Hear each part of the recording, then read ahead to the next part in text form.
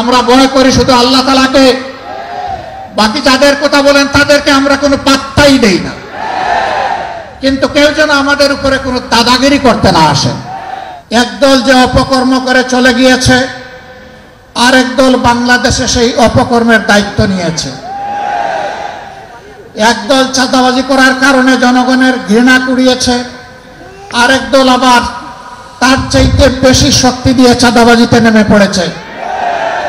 একদল দখলদার বনতে গিয়ে জনগণ তাদেরকে প্রত্যাখ্যান করেছে, আরেক দল বেপরোয়া দখলদার হয়ে উঠেছে। একদল জনগণের জানমাল দিয়ে ছিনিমিনি খেলেছে, আলেম ওলামা বিরোধী রাজনৈতিক নেতৃবৃন্দকে হত্যা করেছে, খুন করেছে, ফাঁসি দিয়েছে, নির্যাতন করেছে, পঙ্গু করেছে, জেলে পড়েছে, দেশ ছাড়া করেছে। আরেক দল ঠিক একই পথ ধরেছে, এমনকি নিজেদের মধ্যে মারামারিতেও নিজেদেরকে শেষ করে দিচ্ছে। সংগ্রামী বন্ধুগণ, দফায় দফায় এত রক্ত, এত ত্যাগের পরে দেশবাসী কি আশা করেছিল? দেশবাসী আশা করেছিল অতীতের অপকর্মের যে পরিণতি, এইটা থেকে শিক্ষা নিয়ে রাজনীতিবিদরা নতুন রাজনীতি শুরু করবেন।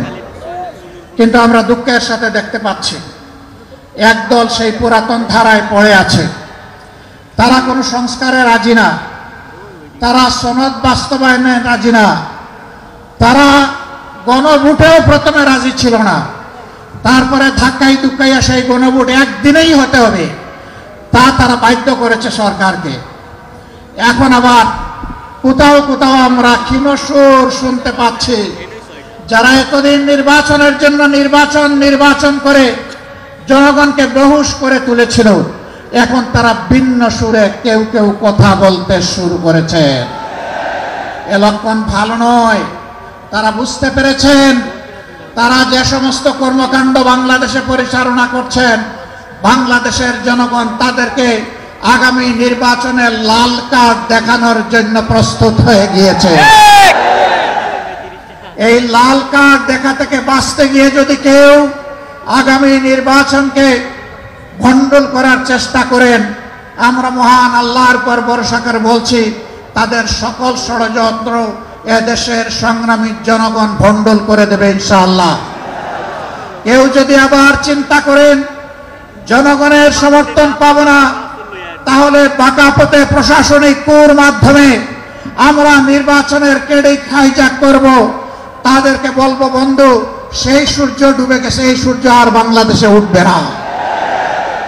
এই সূর্য আর কালো সূর্য বাংলাদেশের মুখ দেখবে না। এখন নতুন সূর্যের উদয় হবে, সেই সূর্য কোরআন বুকে নিয়ে উদিত হবে ইনশাআল্লাহ।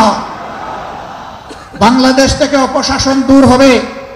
মোটে মাঝি, শ্রমিক, ছাত্র জনতা, এই বাংলাদেশ হবে তাদের বাংলাদেশ। লুটে তাদের হাত থেকে উদ্ধার করে বাংলাদেশ তুলে দেওয়া হবে দেশপ্রেমিক জনগণের হাতে ইনশাআল্লাহ।